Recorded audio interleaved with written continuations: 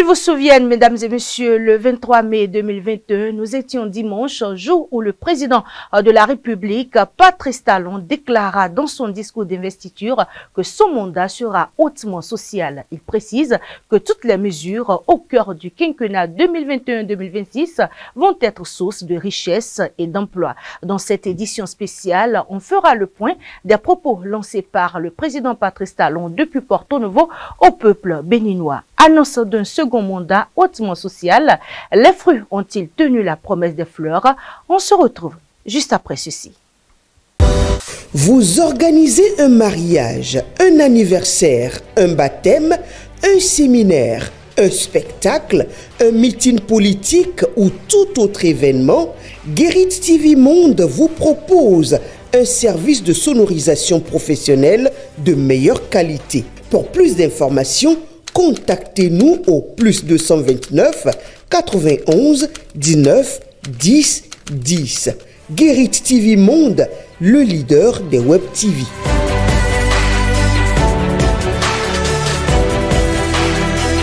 Bonjour et bienvenue à toutes et à tous. Réélu pour un second mandat le 11 avril 2021 avec près de 87% des voix dès le premier tour de la présidentielle, Patrice Talon a prêté serment ce dimanche 23 mai 2021 lors d'une cérémonie qui a réuni responsables d'institutions et une petite foule au stade Charles de Gaulle de Porto Novo. Globalement, dans son discours, on peut noter que la nouvelle mandature entamée par le président Patrice Talon est définie sur l'échéance 2021-2026, c'est à nouveau offert beaucoup d'exceptions à l'image de celle menée de 2016 à 2021. Je vous invite à suivre ici un extrait du discours du président Patrice Talon.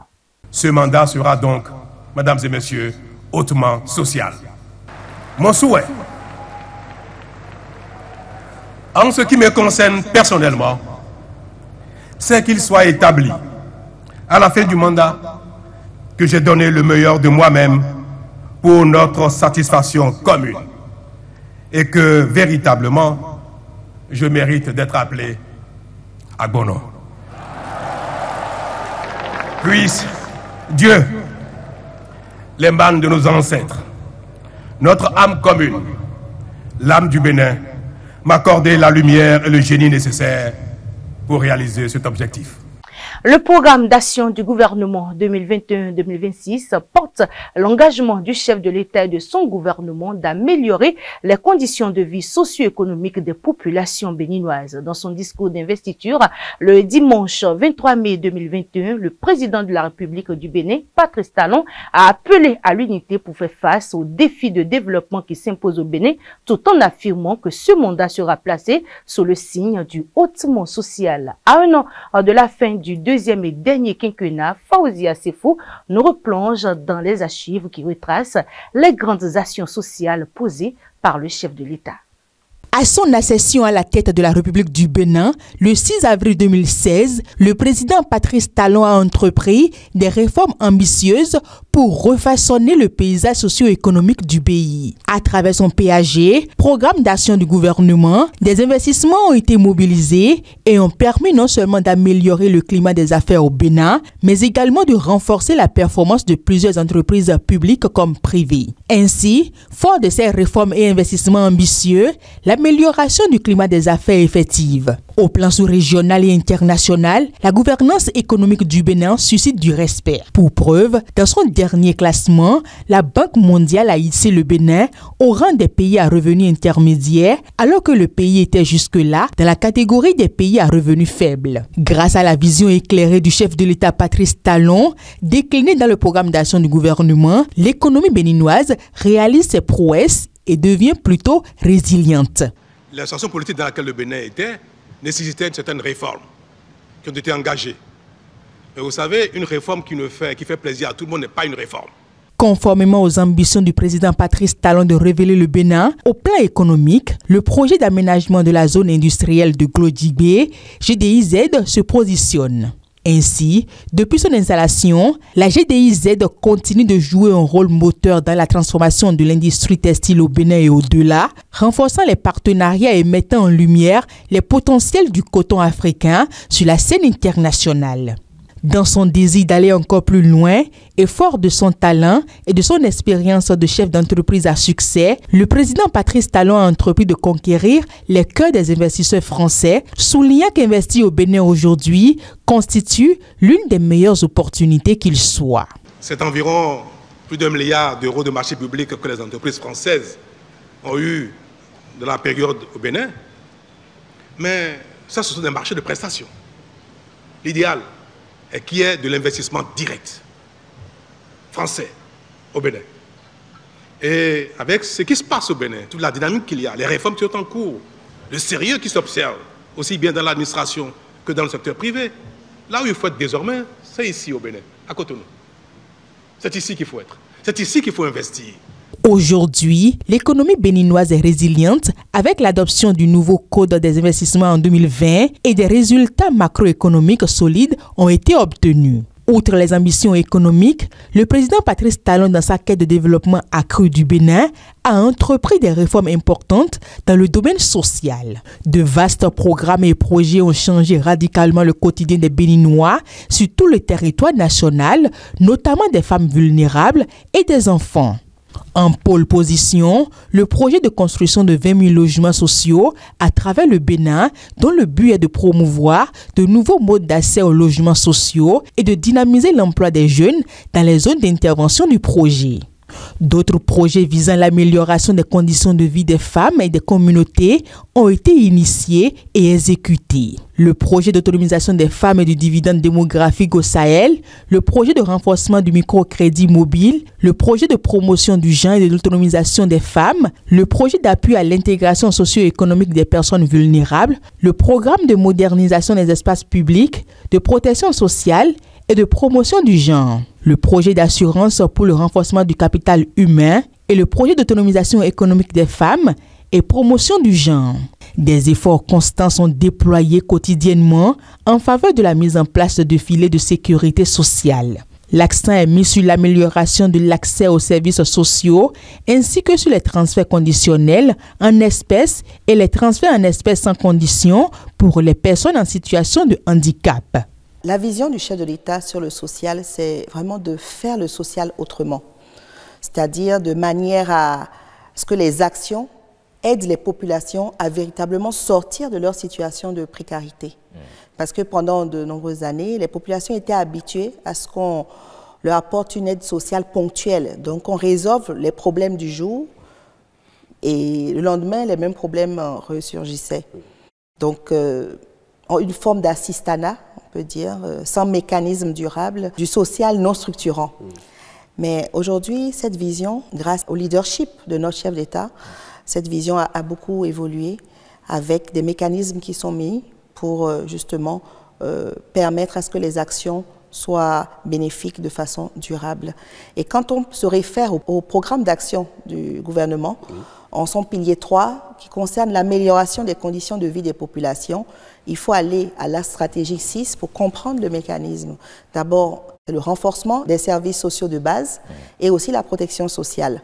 Dans le domaine de l'éducation, des efforts sont déployés pour promouvoir la hausse des taux de scolarisation et d'obtention de diplômes, traduisant également la volonté du pays à ne laisser personne de côté.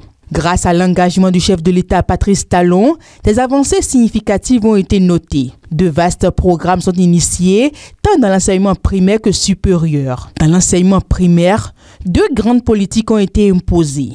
L'école est devenue obligatoire pour tous les enfants en âge d'être scolarisés et les repas scolaires sont désormais fournis par l'État. Ce dernier a fait de l'accès à l'éducation des enfants déscolarisés une de ses priorités. Il propose ainsi des programmes de certification en artisanat, améliore l'accès des personnes handicapées aux infrastructures et construit des écoles dans les régions souffrant des plus faibles infrastructures éducatives. Dans l'enseignement secondaire, la formation technique et professionnelle a pris de l'ampleur. Des avancées significatives ont été également notées dans l'enseignement supérieur. La gestion, mettons, qui ne tient pas compte des données statistiques réelles. Aujourd'hui, avec le numérique que nous implémentons au niveau du sous-secteur, c'est des choses qui sont réglées.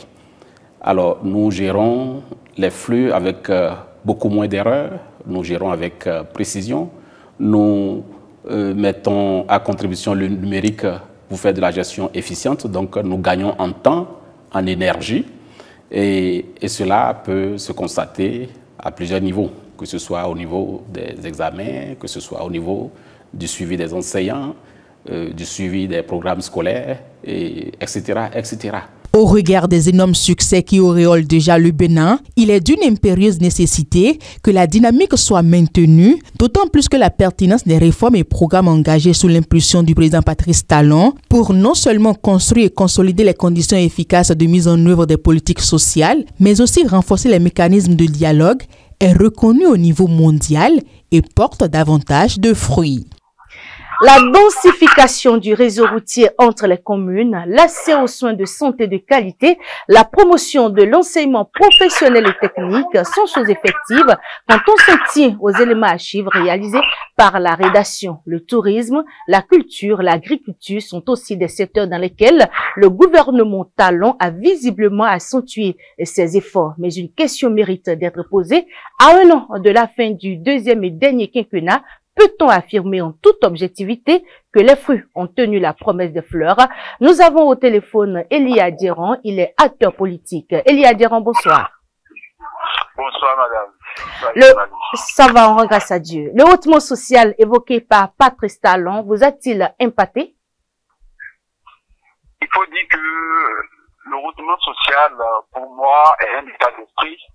Lorsque le président Patrice Talon était en train donc de présenter cela, il y a de cela 4 ans, beaucoup de personnes ne pouvaient pas comprendre ni toucher du doigt de quoi ça parlait si on ne s'investissait résolument à accepter les choses telles que cela se passe.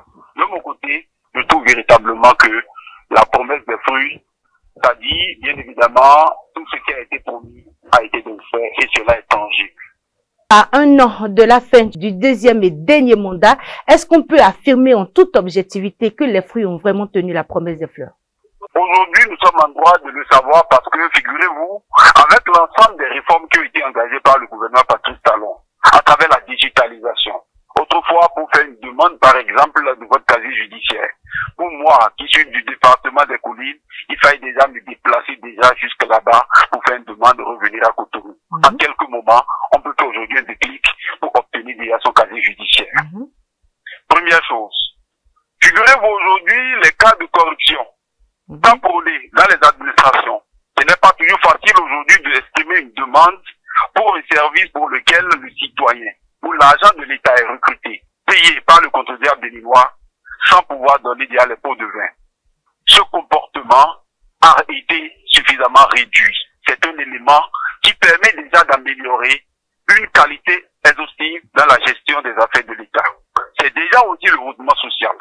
L'autre aspect, il y a aussi un programme mis en place par le gouvernement Patrice Talon, notamment le programme spécial d'insertion professionnelle des jeunes. Allez voir, près de 2000 jeunes ont été déjà insérés dans le milieu de l'emploi. Avec ce système, ça les permet de sortir de la précarité et de sauver déjà des vies. Donc, lorsqu'on parle déjà du hautement social, ce n'est pas la distribution des billets de banque.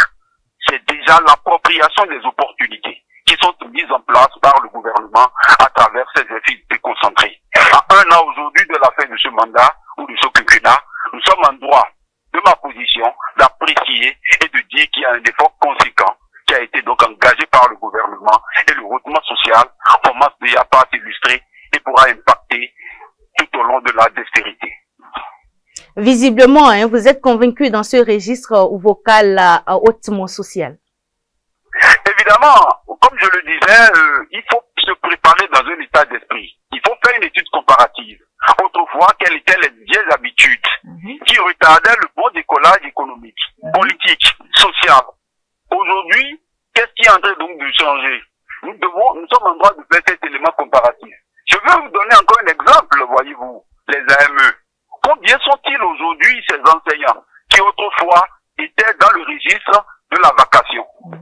À courir d'un établissement à un autre, beaucoup succombaient à des accidents et mouraient. Aujourd'hui, on a pu les sédentariser à travers un programme spécifique, l'Aspirana. L'autre facteur, les différentes infrastructures mises en place par le gouvernement Patrice Talon. On pourrait se dire qu'on ne monte pas la route. Oui, Mais avec la route, nous nous simplifions déjà la tâche et cela nous permet de pouvoir atteindre nos lieux du travail en un temps record et de pouvoir être également efficace. Je vous voudrais ne pas finir, madame, et ne pas rappeler aussi un exemple tangible. Voyez-vous aujourd'hui le port des casques et les ceintures de sécurité dans nos véhicules respectifs. Le CNSR pourrait en droit, pouvait déjà nous présenter un tableau et on pourra apprécier également les données. Quand on parle de groupement social, ce n'est pas nos habitudes antérieures ou précaires où nous avons l'habitude déjà d'aller auprès de nos parents, se partager soit des sacs de maïs, du riz, etc. Non. Nous sommes des acteurs du développement. Nous sommes appelés à créer de la richesse et l'État nous garantit un cadre acceptable. Et lorsque cela se fait, tout le monde se met au travail pour gagner à la sueur de son front. C'est ça pour moi le regroupement social. Et lorsqu'on se met dans cette posture d'analyse et d'appréciation, je suis en droit d'apprécier, de dire que véritablement que le regroupement social est tangible, est visible et cela pourra permettre un développement subséquent. Merci à vous, Elie Adjérand. Je rappelle que vous êtes acteur politique. Merci pour votre disponibilité. C'est moi, madame. Peut-on dire que Patrice Talon a vu juste il y a 4 ans, quand il faisait cette annonce, Sabissira Korogone est en ligne pour répondre à nos questions. Sabissira Korogone, bonsoir. Bonsoir, madame. Alors, vous êtes le président de la coalition Bénin Debout. C'est exact. Le hautement social évoqué par Patrice Talon vous a-t-il impacté? Vous n'avez pas quand même me dire que vous avez cru. Parce que moi, je l'ai considéré comme une incantation. Parce que quand on parle de hautement social, ça devrait impacter la grande majorité de ses concitoyens. Nous sommes malheureusement un pays très pauvre, avec à sa tête quelqu'un qui a des habitudes de riches. Les priorités ne sont pas les mêmes, les mots n'ont pas les mêmes sens. Les Béninois ont besoin de paix et de paix.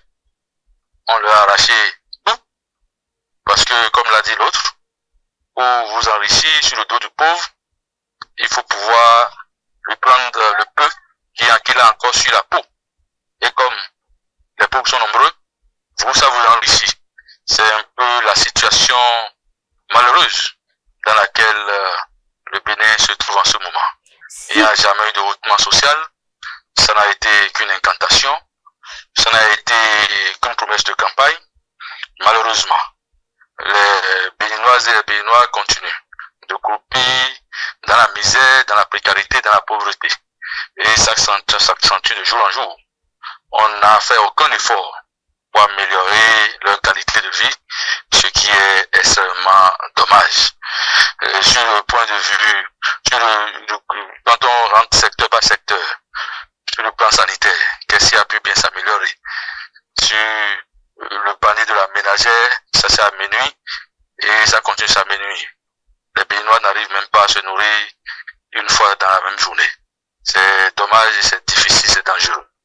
C'est dangereux et il faut qu'on trouve très rapidement et très urgemment une solution très structurée, cohérente pour pouvoir sortir nos compatriotes de cette situation-là. L'activité économique est prise en otage. Les entreprises qui détiennent l'économie sont connues. Et c'est ainsi. Le plus grand client dans un pays, c'est l'État. On sait avec qui l'État fait ses affaires désormais dans le pays. Ceux qui se sont même substitués à l'État pour lui arracher certains volets de ses prérogatives, on les connaît aussi. Il faut qu'on démonopolise notre économie. Il faut que le monde paysan se sente fier d'être dans ce monde, mais ça va se faire à une seule condition. Il faut qu'il puisse bénéficier des fruits de leur du labeur. Et, il faut. Il y a beaucoup de choses à faire, madame. Alors, donc, avoir annoncé le hautement social il y a quelques années, c'est le contraire que nous avions vécu. Justement, si on vous dit de faire un bilan des propos du chef de l'État, pensez-vous réellement que les fruits ont tenu la promesse des fleurs? Bon, ne me demandez même pas de faire cet exercice périlleux, parce qu'il faut déjà que la personne en elle-même ait la réputation d'être un homme de parole. La personne ne croit pas en ce qu'il dit. Et vous voulez que moi je vienne faire quelle analyse? Lui-même ne croit pas en ce qu'il dit, donc je n'ai pas particulièrement à venir faire, non. Et il n'a dit que le contraire de ce qu'il a fait. Il n'a dit que le contraire de ce qu'il a fait. Et cela nous ramène aux véritables motivations, à la source de motivation qui l'a conduit à venir se présenter pour cette élection-là et à la gagner. Ça, tout nos mots, toutes les sources de là. Donc, tout est parti d'une guerre entre son allié et lui, et ça l'a conduit en exil. Nous, on ne sait pas ce qui les a unis hier. On ne peut pas dire avec ce qui les a divisés après. Mais on a vu qu'il y en a, et comme bon, le peuple très émotif a voulu prendre fait et cause pour l'ennemi. Donc, on a voté, bon, les gens ont voté, il a été élu en 2016, mais depuis lors, qu'est-ce qu'il a pu faire? Tout ce qu'il a fait, c'est l'embellissement. L'embellissement, qui devrait être logiquement la conséquence d'un développement structuré. C'est ça, on a mis la charrue avant les bœufs. Il faut mettre plein la vue au peuple et donner l'illusion d'un développement. Le développement, c'est pas les immeubles. Les immeubles, c'est l'embellissement. Le développement doit être structuré et ça se ressent sur le citoyen. C'est ça le développement. Donc, faut pas qu'on continue dans nos illusions. Il faut qu'on aille véritablement vers ce qui est important. Comment est-ce que nous faisons pour qu'il y ait alternance au sommet de l'État en 2026. Et quand je dis alternance, ce n'est pas une affaire de personne, c'est tout un système. L'alternance se fait vis-à-vis d'un système. Voilà, donc, voilà. Est-ce à dire qu'aucune nation n'a été posée qui vous ait vous marqué? Comme l'a dit l'autre, il y a des notes éliminatoires. Quand vous emprisonnez et que vous gérez l'économie dans une certaine opacité qui ne nous permet pas de savoir exactement l'état de nos finances, on ne sait même pas combien ça coûte, même les infrastructures qu'on nous brandit. Quand on voit qu'on essaie on poursuit le soja comme si c'était la cocaïne. Le soja qui n'appartient pas à une filière organisée, parce que quand on dit le coton, c'est une filière. Une filière, c'est organisé par l'État. Depuis la semence, jusqu'à la récolte, l'égrenage et l'exportation. Mais le soja, là, qui a régulé le soja? Les gens produisent leur soja parce qu'ils ont eu l'intelligence de quitter le coton qui les a pourvus de jour en jour ou les traquer comme si c'était des criminels. Vous voulez faire une zone industrielle. La zone industrielle doit être il faut rapprocher l'industrie de la matière première afin que les enfants des producteurs puissent bénéficier de cette avancée-là. Donc, bref, tout est fait à l'envers. Tout est fait à l'envers. Je l'ai dit à l'entame, on n'a pas les mêmes priorités que le chef de l'État. Lui, c'est un homme qui a des habitudes riches. Nous, au Bénin, nous sommes pauvres. Nous ambitionnons de quitter ce statut-là et la démarche est connue. Il faut aller à l'autosuffisance alimentaire. Il faut permettre à ceux qui sont pourvoyeurs des seules matières premières que nous avons, c'est-à-dire le monde agricole, il faut que ces gens-là puissent vivre des fruits de leur travail.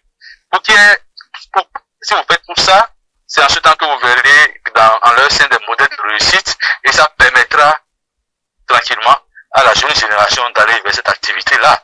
Mais vous ne faites rien de tout ça et vous restez dans cette boule magique, dans votre bulle, pensant que tout le monde mange à sa faim comme vous le faites vous.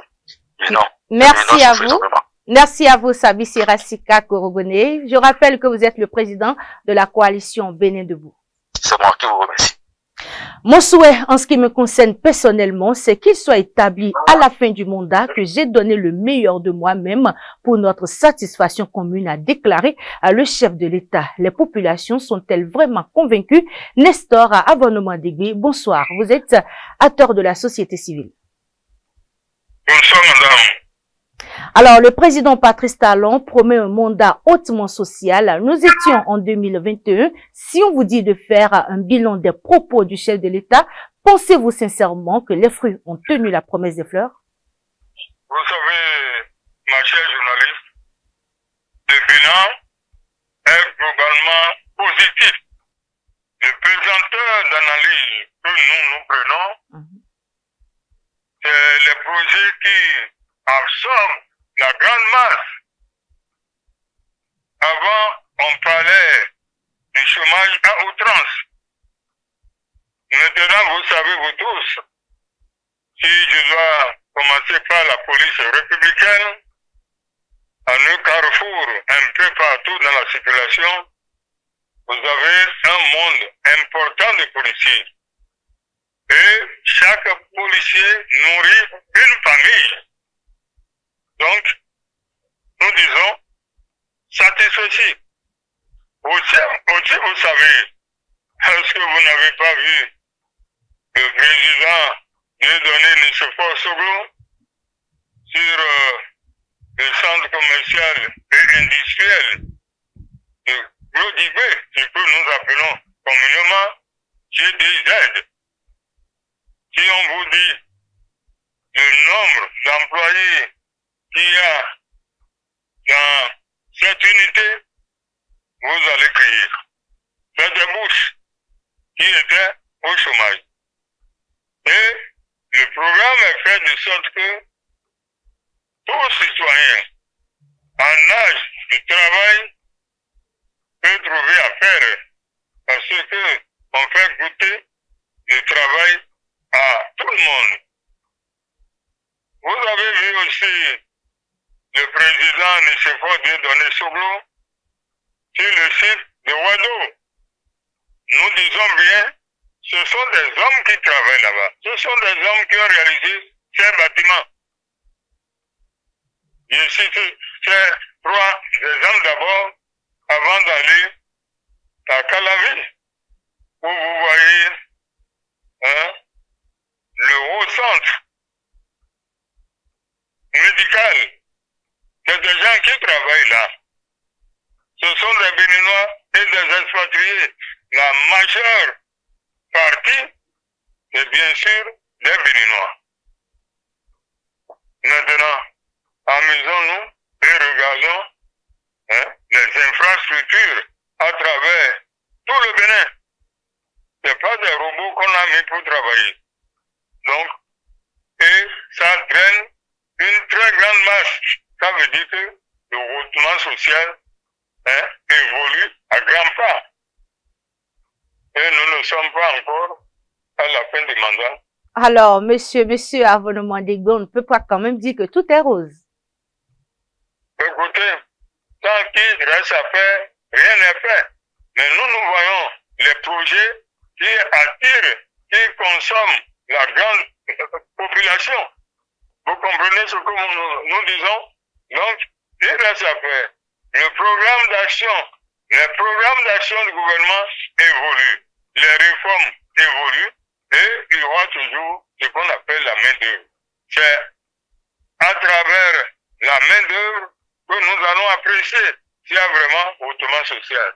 Maintenant, le panier de la ménagère, c'est là, il y a un peu de difficulté. Mais si vous n'êtes pas informé, il y a des abattements, des réductions en termes douaniers. Pour dédouaner les marchandises maintenant, il y a des réductions qui sont accordées. Et nous avons des commerçantes et commerçants, des rétablis dans l'ombre, qui ne veulent pas reconnaître les efforts du gouvernement pour diminuer les prix des produits de première nécessité. Ça, c'est autre chose. En tout cas, nous demandons aussi au gouvernement de faire un grand pas en matière d'électricité dans notre pays, parce que nous remarquons que l'électricité coûte très cher. On ne va pas donner par la main droite et récupérer par la main gauche. Nous disons non. Merci. Personnellement, monsieur Avono-Mandegbe, si on vous demandait quelles sont les actions phares qui vous ont touché, que pourriez-vous nous dire? Je n'ai pas bien entendu. Si on vous demandait personnellement les actions phares qui vous ont marqué, qu'est-ce que vous pouvez nous dire? Mais ce que nous venons de citer, ce sont les actions phares. Qui vous ont personnellement marqué? Le Bénin est un pays développé, en voie de développement à grands pas. Voyez Cotonou, voyez un peu partout. Les actions phares, je dis juste que les programmes d'action du gouvernement, ils sont en pleine exécution. Ne vous trompez pas. Ne nous posez pas des questions, ne nous posez pas des questions pièges. Nous disons les actions phares du gouvernement, c'est ça que nous venons de citer. Ou bien si ce n'est pas des actions phares, et vous avez à votre niveau d'autres actions, vous pouvez nous les citer. Mais pour nous, tout ce que le gouvernement a fait, c'est ce que nous mettons dans action phare. Merci à vous, Nestor Avono-Mandegbe. Je rappelle que vous êtes acteur de la société civile. Merci pour votre intervention. Selon le gouvernement, les dépenses sociales sont au cœur de son action pour la période 2021-2026. Dans son discours de prise de fonction en mai 2021 à Porto Novo, Patrice Talon promettait un mandat hautement social. Kazmi Pedjo, directeur de publication du journal La Nouvelle Économie, est au téléphone. Kazmi Pedjo, bonsoir. Bonsoir, madame la journaliste. Alors, si on vous dit de faire un bilan des propos du chef de l'État, pensez-vous vraiment que les fruits ont tenu la promesse des fleurs? Et plus que la promesse des fleurs, aujourd'hui, nous sommes à un taux de rentabilité de près de 80%. Déjà, pour ce qui est donc de la mesure, par exemple, des repas aux enfants, c'est-à-dire donc le programme alimentaire qu'ils appellent cantine scolaire, le Bénin aujourd'hui à 80% avec 28 milliards de francs CFA. Le Bénin également à près de 20 000 travailleurs dans ce programme.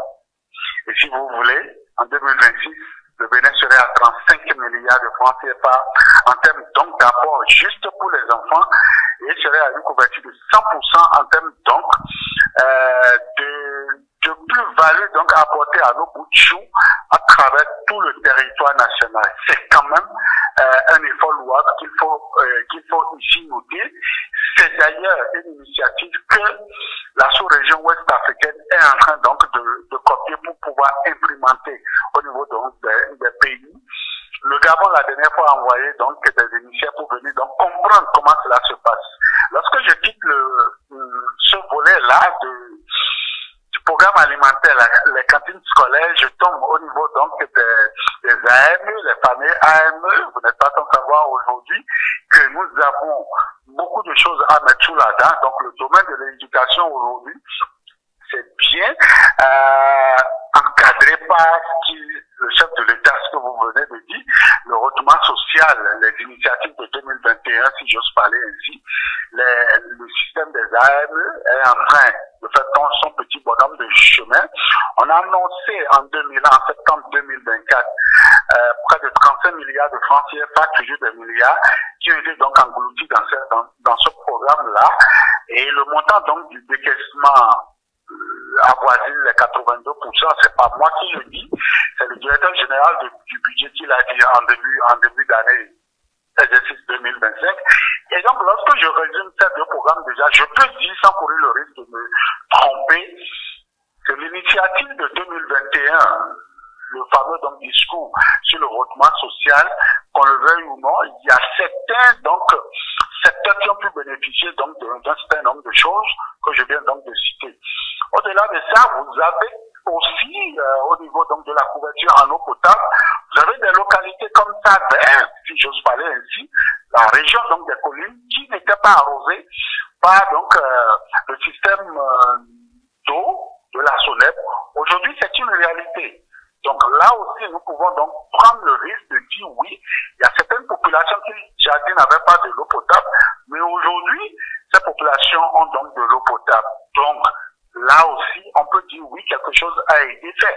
On parle de 42 milliards donc de francs CFA additionnels en termes donc d'apport, en termes d'eau potable à ces populations-là, c'est quand même significatif. Et j'ajouterai à tout ceci la partie est de Cotonou, la population donc située au niveau d'Akwata et à Brandanda, qui seront bientôt, d'ici là, donc la fin de l'année 2025, ces populations seront donc connectées, seront donc raccordées à l'eau potable venant donc de Adjara, pour ce qui est donc de ce programme-là, et bien d'autres choses. Alors, quand on prend le domaine de la santé, aujourd'hui, nous avons quand même un hôpital qui, aujourd'hui, donc c'est gazé le Bénin.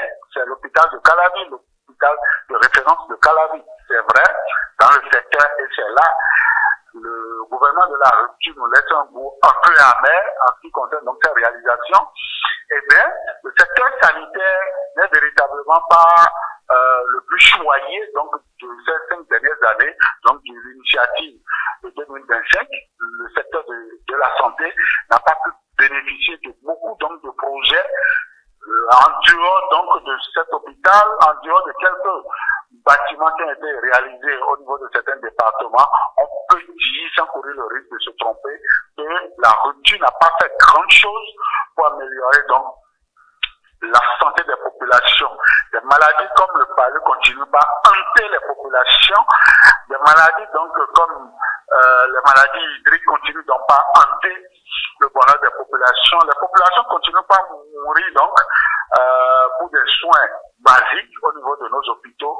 Et donc là, nous pouvons dire que le gouvernement n'a pas pu donc atteindre durant donc les 4 dernières années, le gouvernement n'a donc pas pu atteindre véritablement ses promesses. Et là, on peut dire que il y a encore des choses qu'on peut faire pour passer donc le volet social en ce qui concerne ces 5 dernières années. Donc, si nous allons récapituler, si nous faisons la somme de tout ce que nous avons vu et que nous n'avons pas vu, on peut donc dire que à hauteur de 75%, l'initiative donc de 2021, le retournement social dont le chef de l'État a parlé, est une réalité en République du Bénin.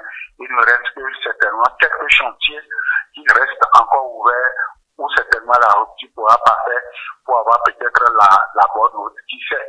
Donc voilà, de façon résumée, de façon sommaire, ce que nous pouvons dire sur le retournement social, le fameux retournement social du chantre donc de la rupture.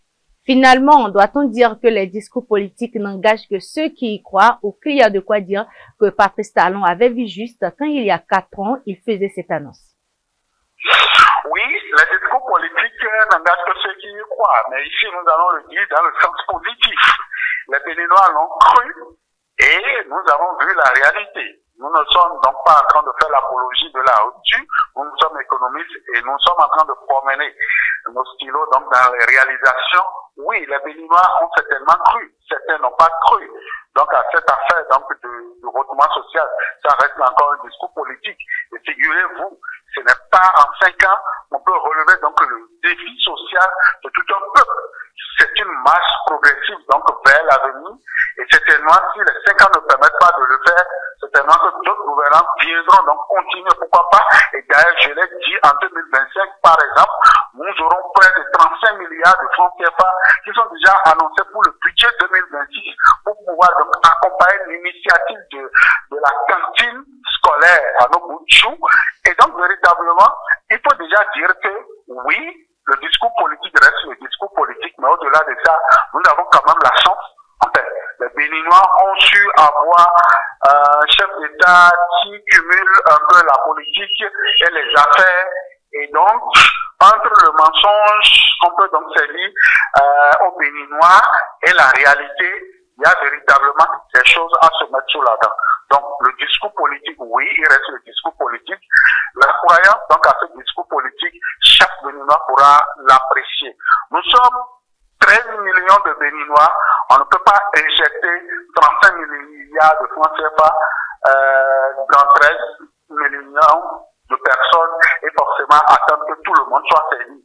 C'est véritablement en ces termes que nous pouvons dire oui, le discours politique n'engage que ceux qui y croient. Kazmik Pedjo, directeur de publication du journal La Nouvelle Économie, merci pour votre intervention. Tout le plaisir était pour nous. C'est tout pour cette édition spéciale. Mesdames et messieurs, merci d'avoir été des nôtres et à très bientôt.